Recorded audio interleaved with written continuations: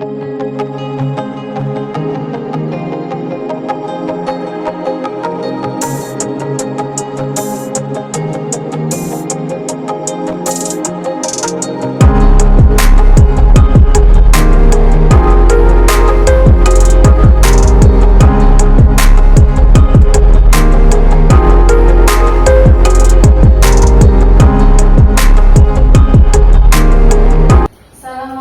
warahmatullahi wabarakatuh. Waalaikumsalam warahmatullahi wabarakatuh.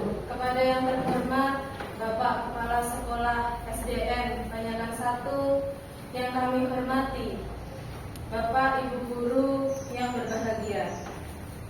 Pertama, marilah kita panjatkan puja dan puji syukur kita kehadirat Allah Subhanahu wa Ta'ala yang mana telah memberikan karunia-Nya kepada kita semua sehingga kita dapat berkumpul di acara diseminasi budaya positif bersama Bu Purwanti tanpa kekurangan suatu apapun.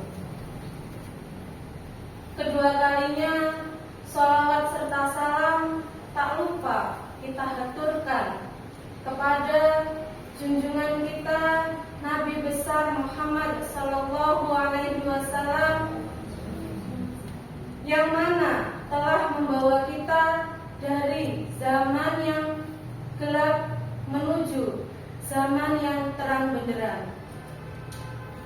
Bapak Ibu Guru sekalian, pada kesempatan kali ini izinkan saya membacakan susunan acara. Yang pertama, pembukaan. Kedua, sambutan. Ketiga, penyampaian diseminasi budaya positif. Keempat, penutup.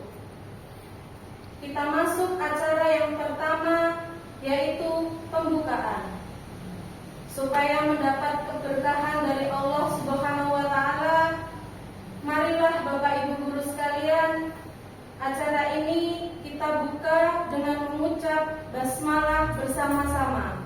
Bismillahirrahmanirrahim. Menginjak acara yang kedua, yaitu sambutan. Kepada yang terhormat Bapak Kepala Sekolah, disilahkan.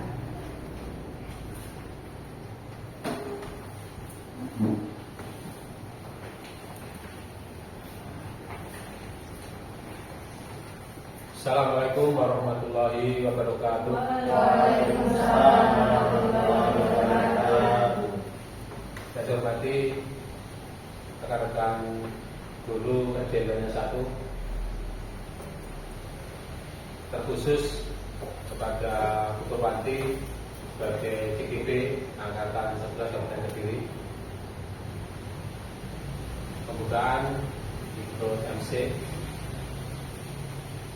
Bapak dan Ibu, dalam kesempatan ini kita mengikuti diseminasi budaya positif oleh Purwanti sebagai prasyarat, salah satu prasyarat CBP Angkatan 11 Kabupaten Kediri.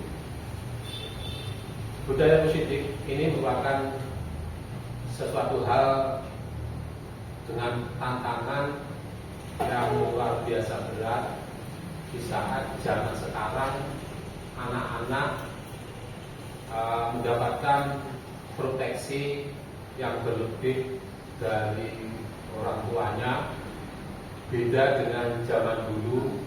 Mungkin Bapak dan Ibu Guru panjenengan dulu masih bisa memberikan hukuman, sanksi, kemudian larangan-larangan dan sebagainya.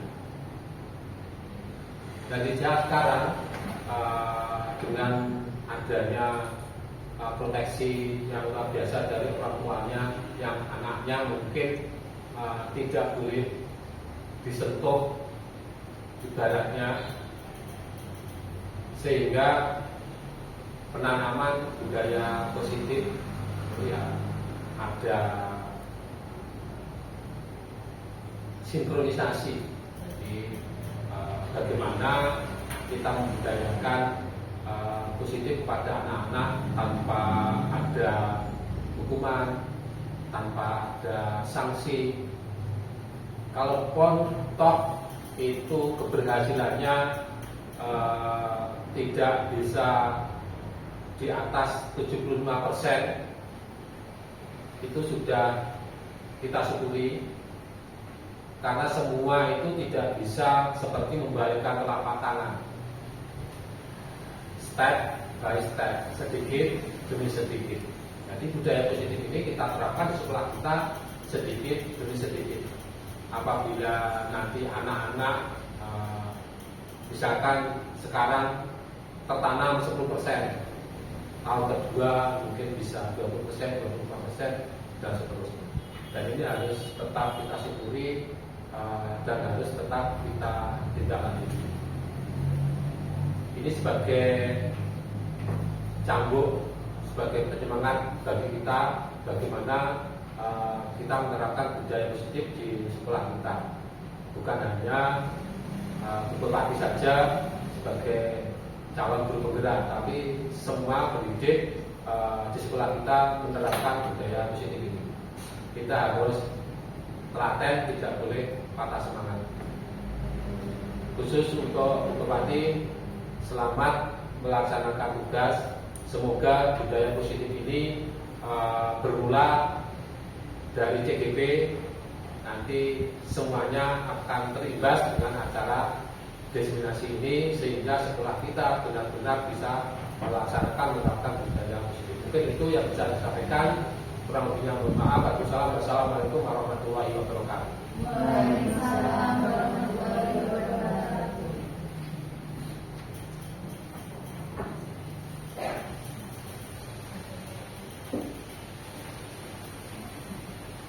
Terima kasih kepada Bapak Kepala Sekolah yang telah menyampaikan sambutannya.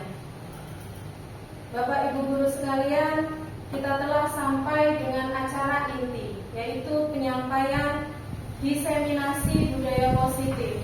Kepada Bu Purwanti disilahkan.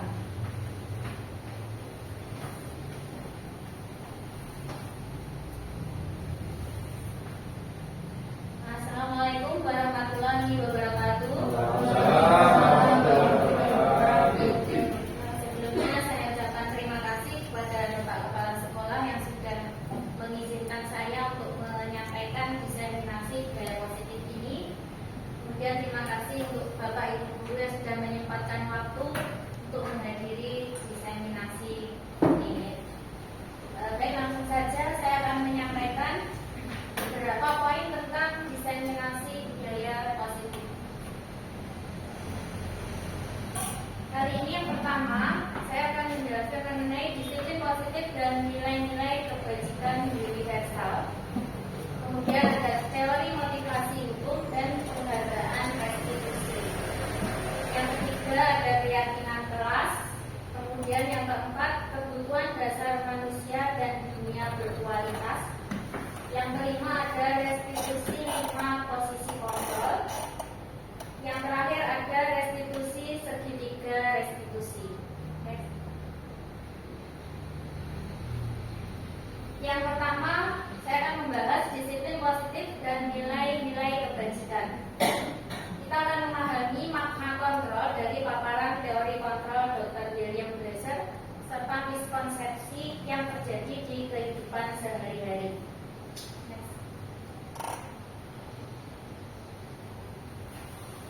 Psikiater dan pendidik Dr. William Glasser dalam kontrol teorinya kemudian berkembang dan dinamakan tes teori, meluruskan beberapa miskonsepsi tentang makna kontrol. Kita berpikir bahwa yang pertama, ilusi guru mengontrol murid. Dalam pemikiran kita sebagai guru, tentunya kita berpikir bahwa guru dapat mengontrol murid, jadi menguasai murid untuk bertindak sesuai kehendak kita. Kemudian yang kedua ada ilusi bahwa semua penguatan positif, efektif dan bermanfaat. Selama ini saya juga berpikir bahwa ketika kita memberikan penguatan positif, entah itu berupa hadiah, ujian, itu saya berpikir bahwa itu bermanfaat. Mungkin Bapak Ibu guru selama mengajar di kelas juga berpikiran seperti itu. Kemudian yang ketiga ada ilusi bahwa kritik dan membuat orang merasa bersalah dapat menguatkan karakter. Tanpa kita sadari di kelas, kita akan membuat anak merasa bersalah. Misalnya saja, kamu tak melakukan itu, apa tidak kasihan dengan guru. Nah, itu membuat anak merasa bersalah. Kemudian yang keempat, ada ilusi bahwa orang dewasa memiliki hak untuk memaksa. Selama ini, selama kita mengajar, pasti kita mengadakan peraturan kelas. Nah, sifatnya itu adalah memaksa anak untuk mematuhi peraturan tersebut. Next. Dari pemikiran yang dasar tersebut, paradigma perubahan dari stimulus respon menjadi teori kontrol. Apa yang saya jelaskan tadi termasuk dari hanya sebuah ilusi yang kita pikirkan sebagai guru. Lalu bagaimana kita harus berpikir dari stimulus respon yang tadi saya jelaskan sebagai sebuah ilusi menjadi teori kontrol. Yang pertama, dari stimulus respon realitas atau kebutuhan kita sama. Mungkin kita sebagai guru berpikir bahwa kebutuhan kita dengan anak-anak itu sama, tapi ternyata sebenarnya berbeda. Jadi kita berpikirnya berubah menjadi realitas kebutuhan kita berbeda. Kemudian yang kedua, semua orang melihat hal yang sama. Sudut pandang kita sebagai seorang guru dan murid itu sebenarnya berbeda. Jadi kita harus berubah dengan pemikiran setiap orang memiliki gambaran berbeda. Yang ketiga, kita mencoba mengubah orang agar berpandangan sama dengan kita. Seperti ilusi yang tadi, kita bisa memaksa anak untuk melakukan sebuah peraturan itu sebenarnya kurang tepat. Jadi kita mulai berpikir teori kontrol, yaitu kita berusaha memahami pandangan orang lain tentang dunia. Yang keempat, perilaku guru dilihat sebagai suatu kesalahan. Selama kita mengajar, ketika anak melakukan sesuatu yang menurut kita itu salah, itu sebenarnya perilaku anak itu memiliki tujuan dan kita yang belum memahami maksud anak tersebut. Yang kelima, orang lain bisa mengontrol saya. Jadi pemikiran kita bahwa orang lain itu bisa menguasai saya, mengontrol saya, itu juga terjadi kepada murid-murid kita. Bahwa sebenarnya hanya Anda yang bisa mengontrol diri Anda. Jadi yang mengontrol seseorang atau murid kita itu hanya mereka sendiri. Lalu bagaimana tugas kita? Kita hanya bisa membimbing, bukan menguasai. Kemudian yang keenam, yang ketujuh, pemaksaan ada pada saat rujukan gagal.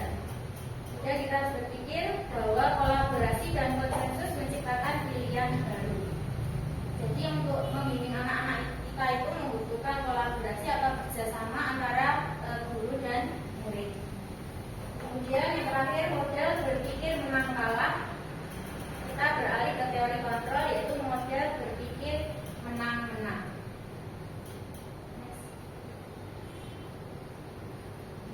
Makna kata disiplin. Mungkin dari kita pasti kalau mendengar kata disiplin berhubungan dengan tata tertib, kepatuhan, dan adanya hukuman. Lalu apa sebenarnya kata disiplin itu? Seseorang yang memiliki disiplin diri berarti mereka bisa bertanggung jawab terhadap apa yang dilakukannya karena mereka mendasarkan tindakan mereka pada nilai-nilai kebajikan universal.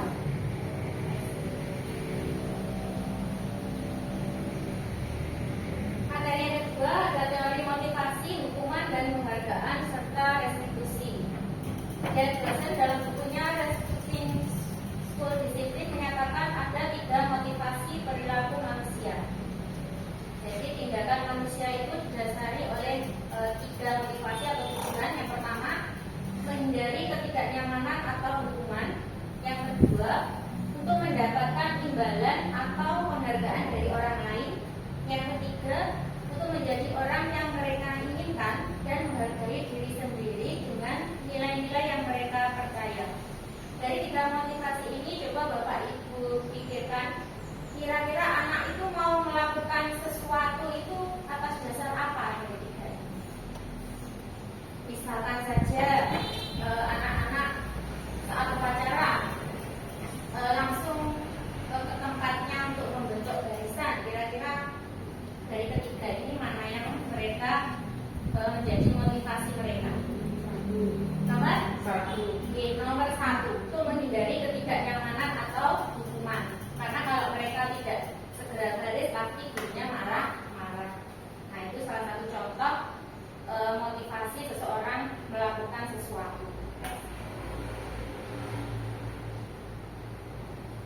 Diskusinya udah tabel, sebenarnya masih banyak ya antara perbedaan hukuman, konsekuensi, dan restitusi. Tapi ini saya ambil yang intinya saja.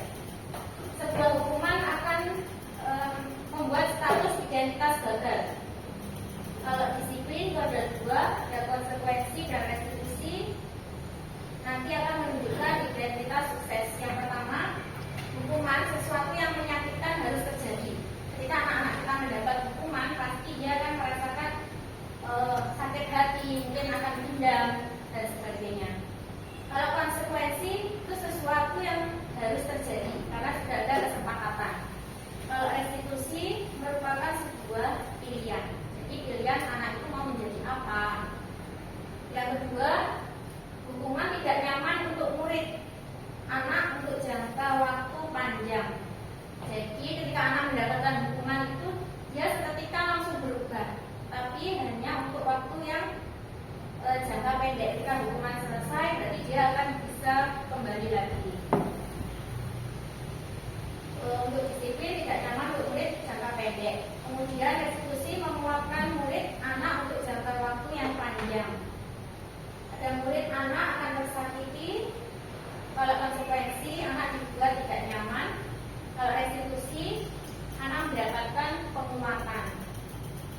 Yang kedua, sistem tidak akan berjalan bila murid tidak takut.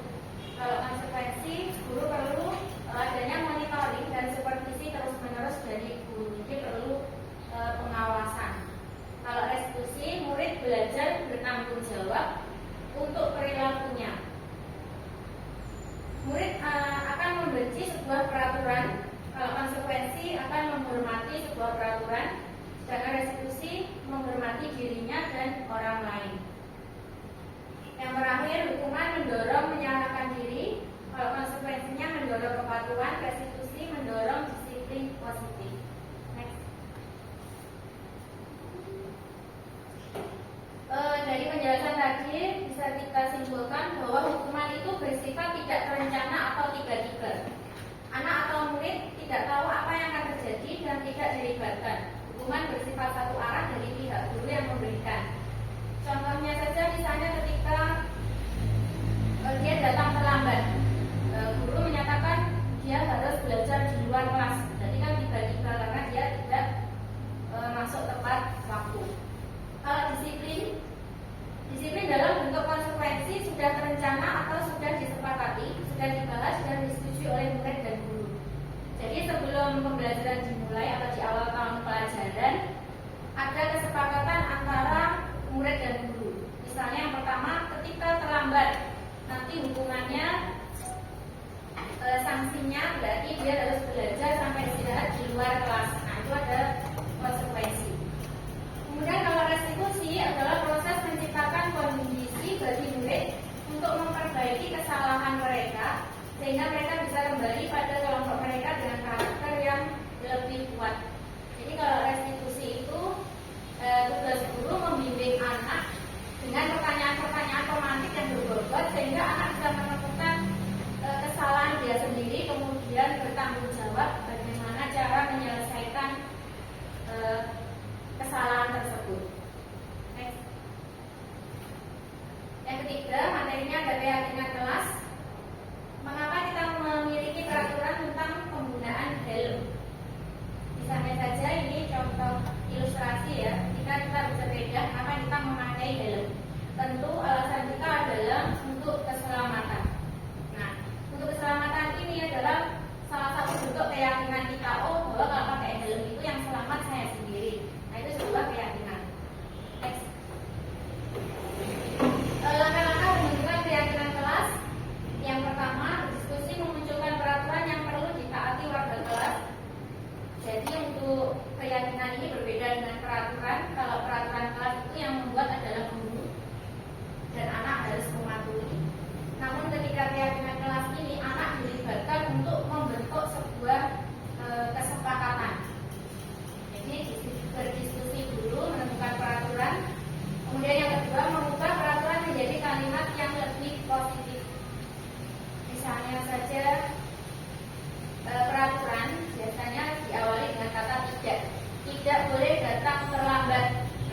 salah satu peraturan, kemudian diubah menjadi kalimat yang positif, misalnya datang tepat waktu. Nah, itu kalimat positifnya. Yang ketiga, menyalipkan peraturan menjadi nilai kebajikan atau keyakinan kelas. Yang keempat, berdiskusi mengenai gambaran perilaku yang mencerminkan keyakinan kelas. Jadi misalkan saja tadi untuk kalimat positifnya disiplin, datang tepat waktu. Kemudian ada kalimat positif lagi menciptakan ketertiban kelas. Nanti anak-anak diajak untuk menyarikan gambaran perilaku yang mencerminkan mentaati ketertiban kelas. Misalnya tidak gaduh di dalam kelas, kemudian tidak makan di dalam kelas saat pelajaran itu. Yang kelima, berdiskusi mengenai peran seluruh warga kelas. Yang terakhir, meninjau ulang keyakinan kelas dari waktu ke waktu. Jadi misalnya keyakinan kelas sudah terbentuk, kemudian banyak anak yang masih melanggar keyakinan tersebut, berarti kita akan meninjau ulang keyakinan kelas tersebut masih sesuai atau perlu ada perubahan. Next. Ini dokumentasi saya ketika mengajak anak-anak di awal tahun baru untuk membentuk keyakinan kelas. Next.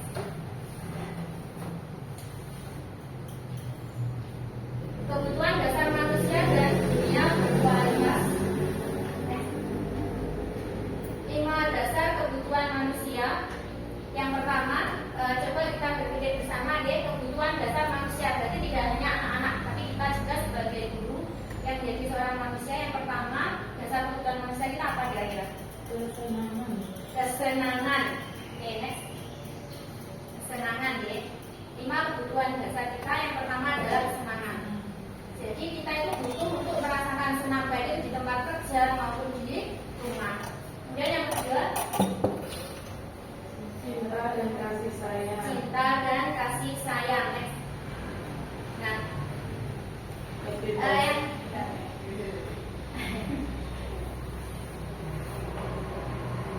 cinta dan kasih sayang. Misalnya ketika kita berada di dalam satu keluarga SDN banyak satu, sebagai guru kita membutuhkan cinta dan kasih sayang. Ya. Misalnya saja ketika ada sebuah kegiatan kita bersama-sama untuk melakukan pekerjaan tersebut. Rasanya itu lebih bangga, lebih senang. Oh, ini kita satu keluarga bekerja bareng-bareng. Nah, itu salah satu kebutuhan dasar kita. Dan anak-anak juga akan merasakan seperti itu karena itu juga merupakan kebutuhan dasar mereka. Yang ketiga, kebebasan. Okay. Jadi kalau di anak-anak kita pasti akan membutuhkan kebebasan ini. Misalnya aja kebebasan untuk mengeluarkan pendapat, kebebasan untuk belajar sesuai gaya belajar mereka. Kemudian yang keempat,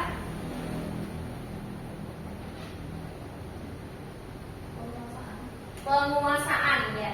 Yang keempat penguasaan. Jadi kalau anak-anak saya bisa mengerjakan tugas-tugas ini, saya bisa dapat 100 penguasaan ya, menguasai materi. Dan yang kelima yang terakhir apa? Bertahan hidup. Jadi misalnya ketika anak bertengkar, ya, yang satunya mungkin saling mendorong, nah itu salah satu kebutuhan dasarnya adalah bertahan hidup. Aku harus bisa menang, aku harus bisa bertahan dari gangguan anak itu. Next. Kebutuhan yang ingin dipenuhi anak, tadi sudah ada 5 kebutuhan dasar manusia. Ini yang pertama, coba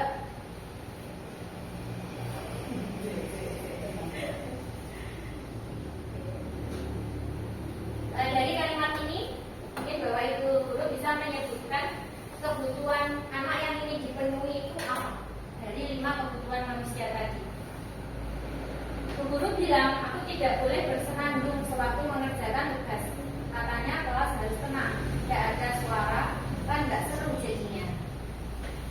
5 kebutuhan manusia tadi yang ingin dipenuhi anak tersebut dengan jawaban itu apa? Apa? Coba kita lihat ya, next. Kesenangan. Jadi ketika seorang anak mengatakan itu, berarti dia itu pengen belajarnya sampai sambil bersenandung. Mungkin kebiasaan dia atau gaya belajar dia itu dengan bersenandung. Next.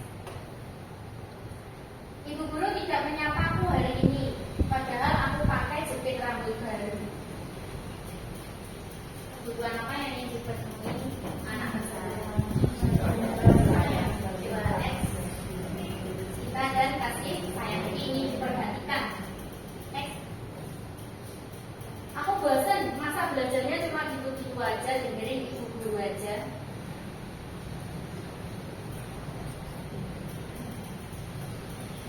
Apa? Kebebasan.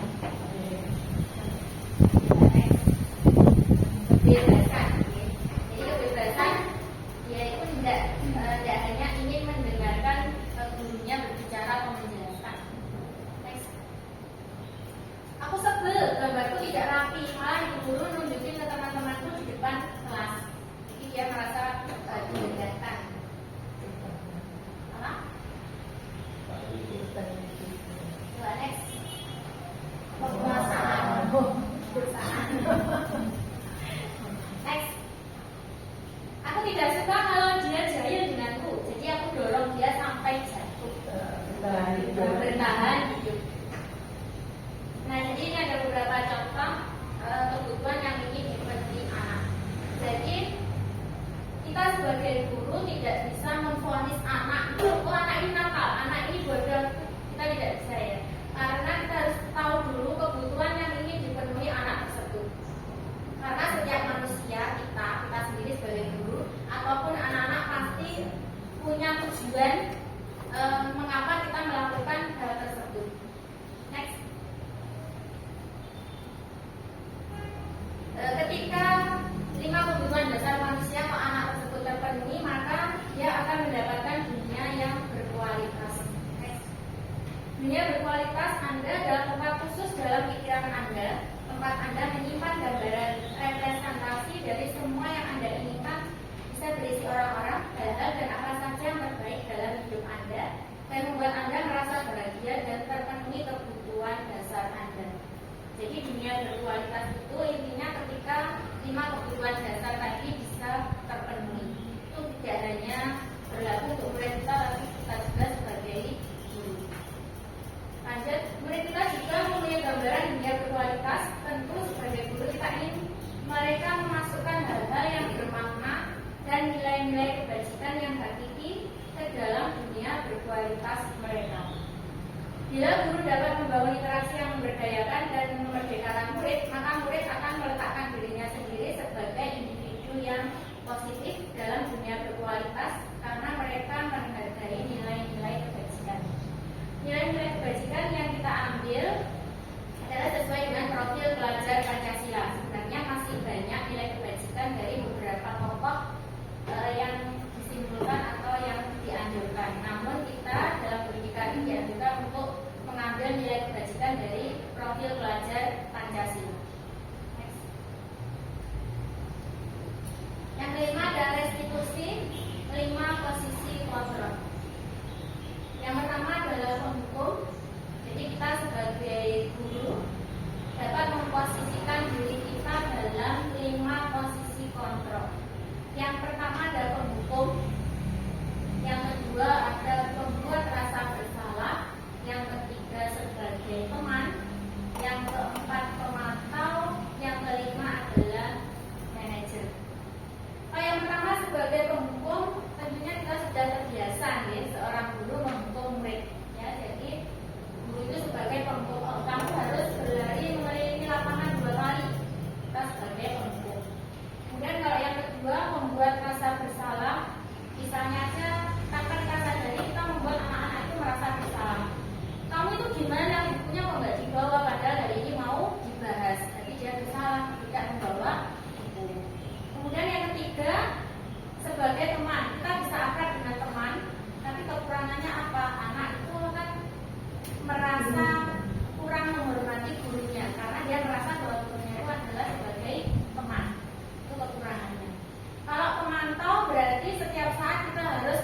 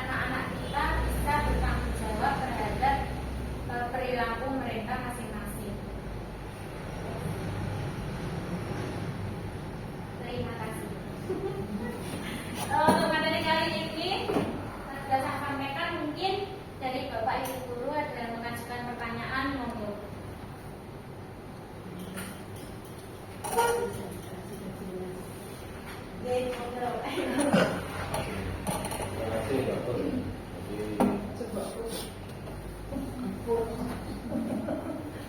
Tadi itu ada tentang kesenangan. Ada anak yang suka senandung, mungkin ada yang suka foto-foto.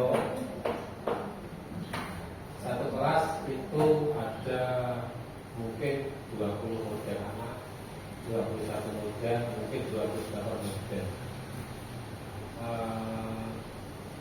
Mungkin kalau privat tidak masalah, tetapi kalau dalam satu kelas, tentunya kesenangan satu orang dengan yang lainnya ini kan tidak sama, ada yang berbeda, ada yang tidak seperti itu. Ini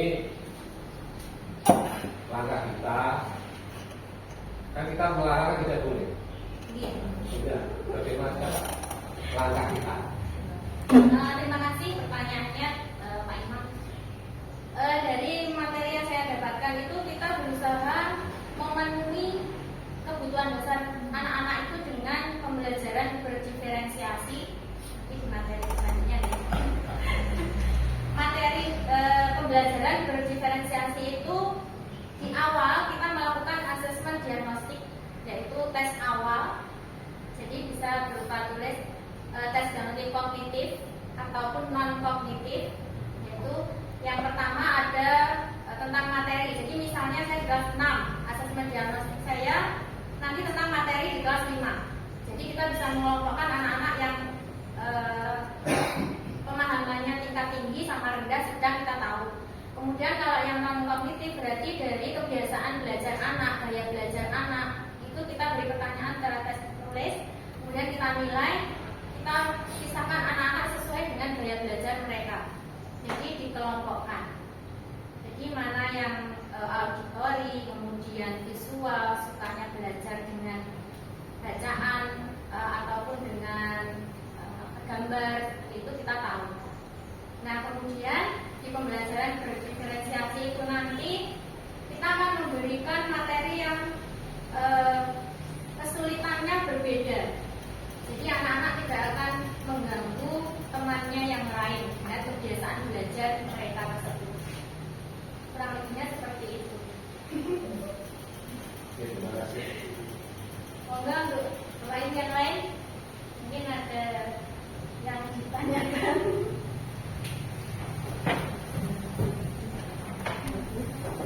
Apa?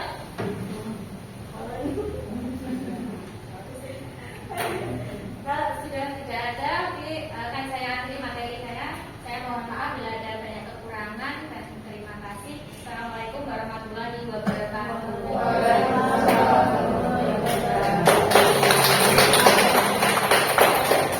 Saya kembalikan ke pembawa acara, moga mulia.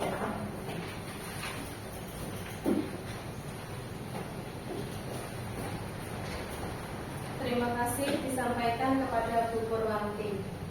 Bapak Ibu guru sekalian, kita sudah menyimak dan berdiskusi tentang diseminasi budaya positif.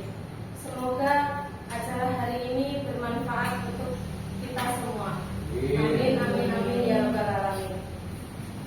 Marilah acara ini kita tutup dengan bacaan hamdalah